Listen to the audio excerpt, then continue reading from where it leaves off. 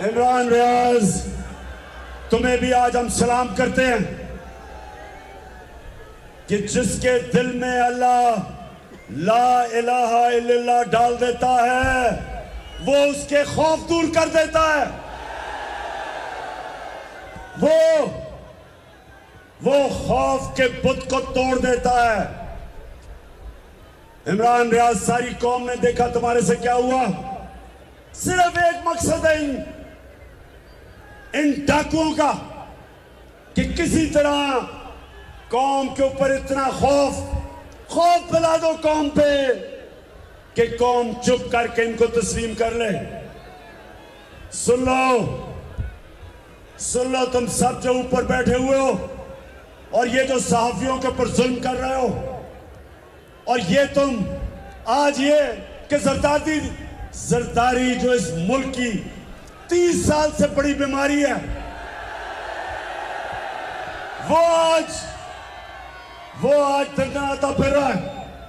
Nawaz Sharif London में बैठ के खाता जा रहा है और खुश हो रहा है कि इसका छोटा भाई जो एक बड़ा मुजरिम है और उसका बेटा ये आज इख्तिदार में। आज इनकी मरियम जो झूठों की शहजादी है, जिसका मसला है कि उसे सच ही नहीं बोला जाता, आज वो जो सजा याफ्ता है, बेल पे है, जमानत पे है, उसको आज प्राइम मिनिस्टर का प्रोटोकॉल मिल रहा है। आज वो सहाफी जो अपने जमीर बेचते थे वो आज दान निकाल के फिर रहे हैं।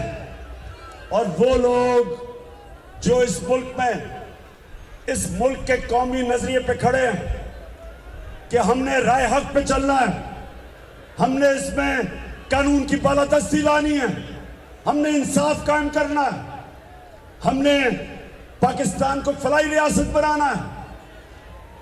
आज उन लोगों के ऊपर केसेस, पुलिस के अंदर FIR, हलीम आदिल शेख जो अपोजिशन लीडर है तहरीक इंसाफ का सिंध में, उसको जेल में डाला हुआ है, और मुराद अली शाह जैसा करप्ट आदमी चीफ मिनिस्टर बना हुआ है। मेरे पाकिस्तानियों, ये याद रखो, अल्लाह को हुक्म है अमर बिल मारूफ व नही अनिल मुनकर। अल्लाह का हुक्म है कि सच्चाई के साथ चलो, हक के साथ चलो, अच्छाई के साथ चलो और बुराई के खिलाफ जहाद लड़ो। यहां हमें यह कहा जा रहा है कि अगर तुम बुराई के साथ नहीं खड़े हो गए तो तुम्हारे पर FIR कटेगी, तुम्हें जेलों में डाला जाएगा।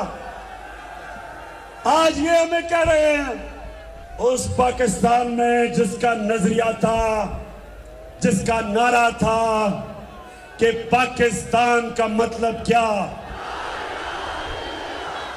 हमें कहा जा रहा है कि